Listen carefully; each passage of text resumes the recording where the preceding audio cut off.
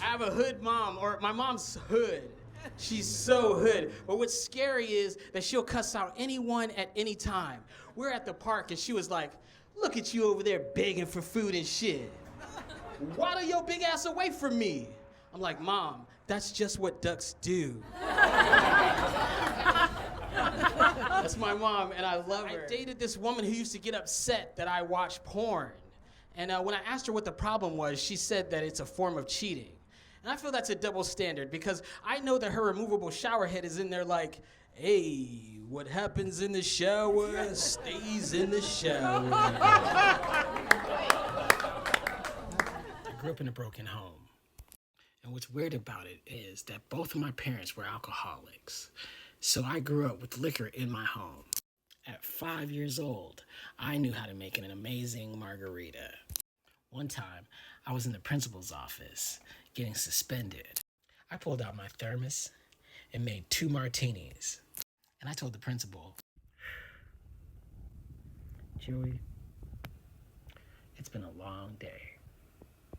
Olive, to those who missed lunch. Woo! On deck, we got Zoom, but coming to the stage, we got Lonnie Console.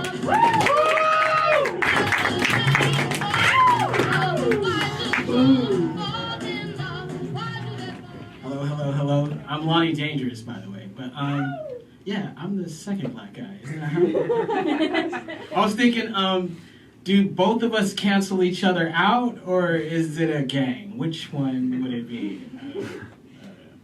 I'm Magic Johnson's other side. I was just thinking, I grew up Christian Baptist. Anybody here Christian Baptist? Woo! The other brother, you? No? All right. I love the church, but what I didn't like was the preacher's sermons, because he would go on airing his personal grievances, you know what I mean? And I know he means well, but sometimes I wonder, you know? He was in church last Sunday and he was like, the deadly sins, greed, lust, gluttony, and the dinging of a Lexus without leaving a note. Somebody's been using my bathroom. Alicia, the Lord knows it was you.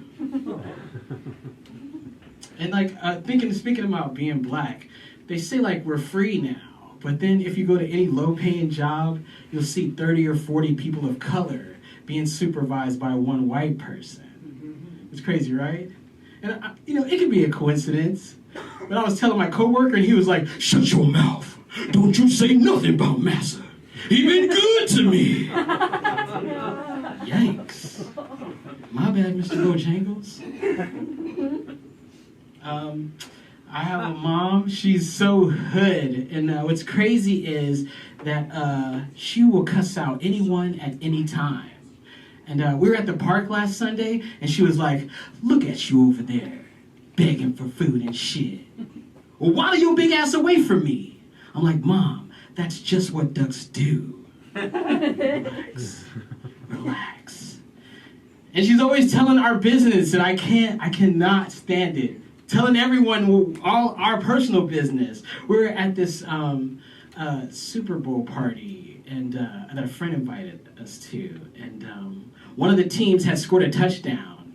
And why did she stand up? Ooh, that was quick. Just like Lonnie's dad. Girl, his dick is so broke it should get handicap parking. Mom, don't call me girl. I've been dating lately. Woo! Thank you. And I was just thinking about like relationships. What's hard to me is like building trust. Like trust to me is like the foundation of a relationship, right? You know? And if you don't have trust, you don't have anything. But I was always wondering, like, do illusionists ever have a hard time maintaining relationships? Because their whole job is to be deceitful. Like, he's in there like, "What woman behind my bed?" "You're thinking of the number 69. Make me a sandwich and I'll bring him back to life."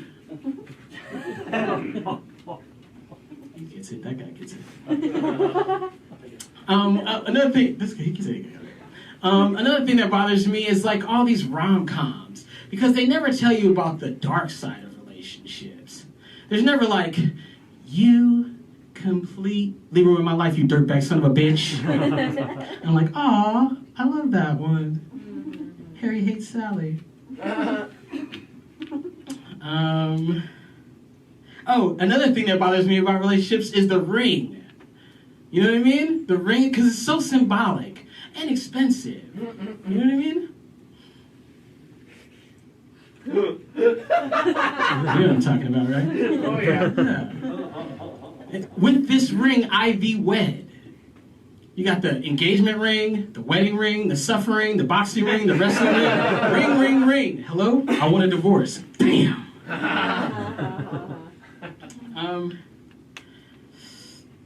I just broke up with a beautiful, sexy little person.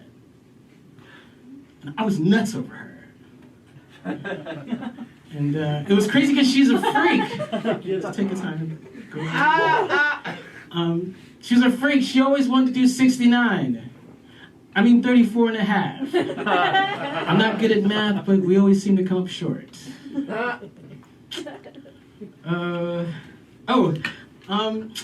Another thing that bothers me about relationships is having a secret relationship.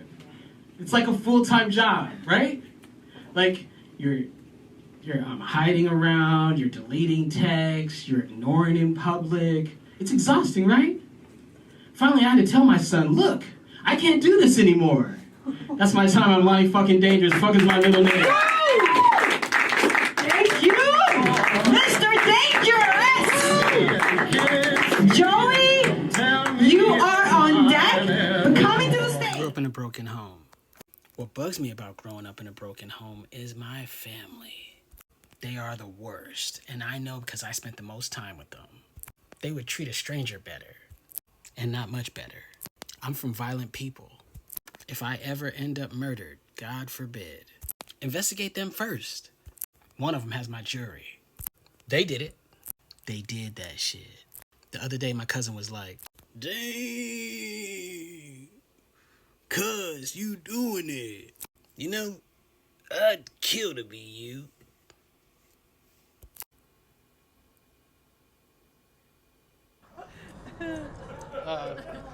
I've been dating lately. Any single mothers in the house? Single mothers? Another small group that's not here tonight? Right?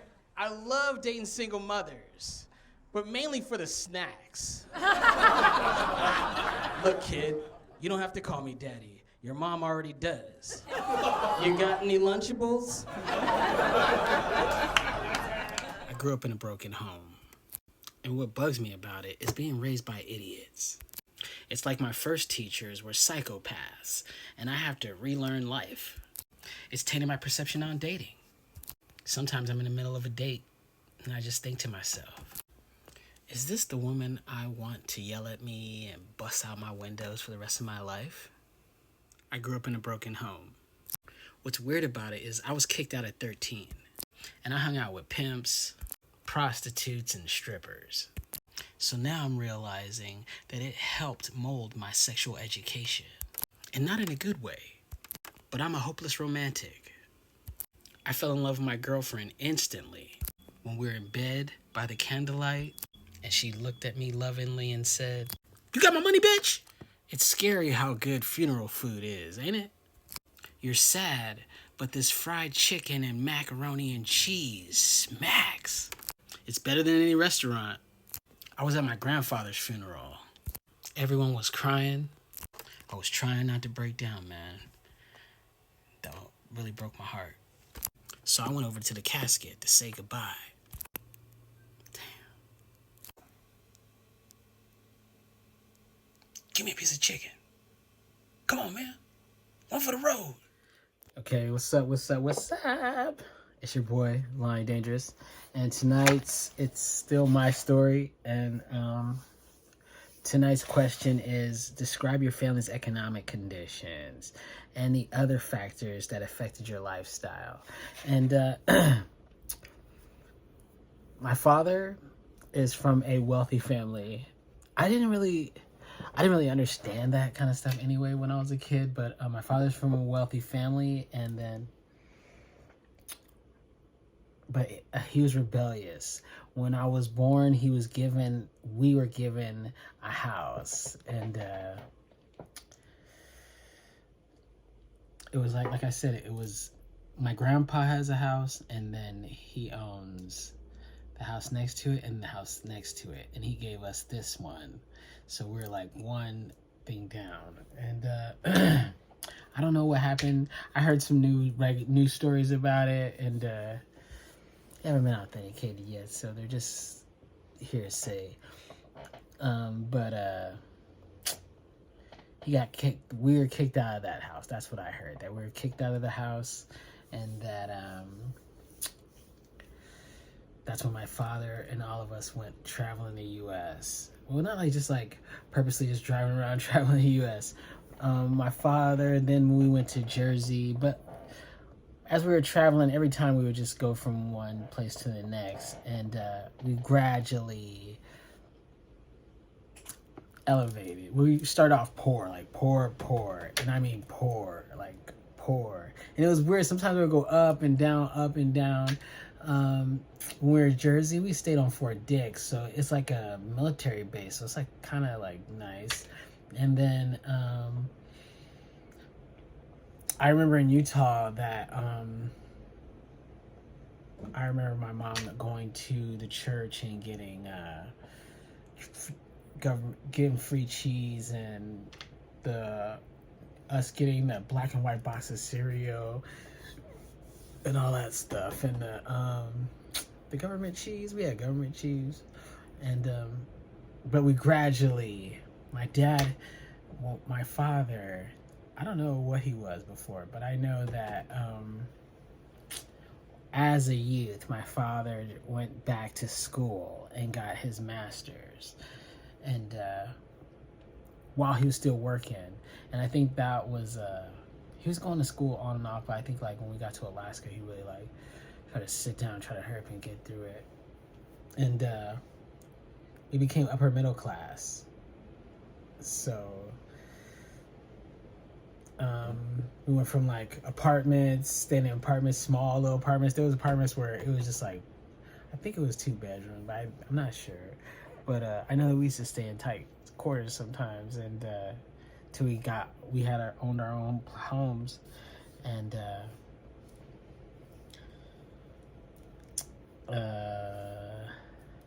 with my other class, my dad, my father was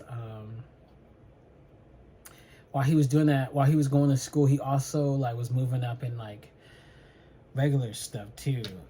He was I think he just started in the kitchen at restaurants, and then he went to Chi-Chi's, and then I think he worked himself up to the assistant kitchen manager. So even there, we were kind of like stepping up on it, you know what I mean? And then they were telling him that if you want to go to Alaska, that you could be the kitchen manager of the one in Alaska. My dad's like, shit, pack y'all shit.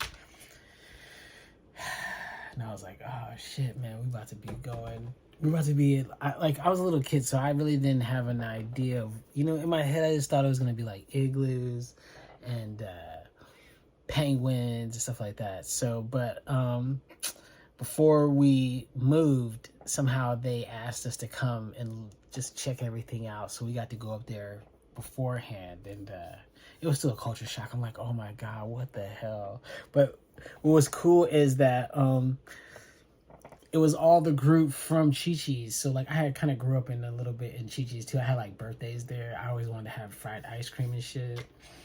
So like, and I'm the assistant kitchen manager, so you know what I mean? So I would be there. I knew the whole team, especially in the back. Like sometimes he would just bring me to work, and I would just be in the back just chilling. Like, hell, this is my son right here. And I just be there, hey, I heard about you. Like, so,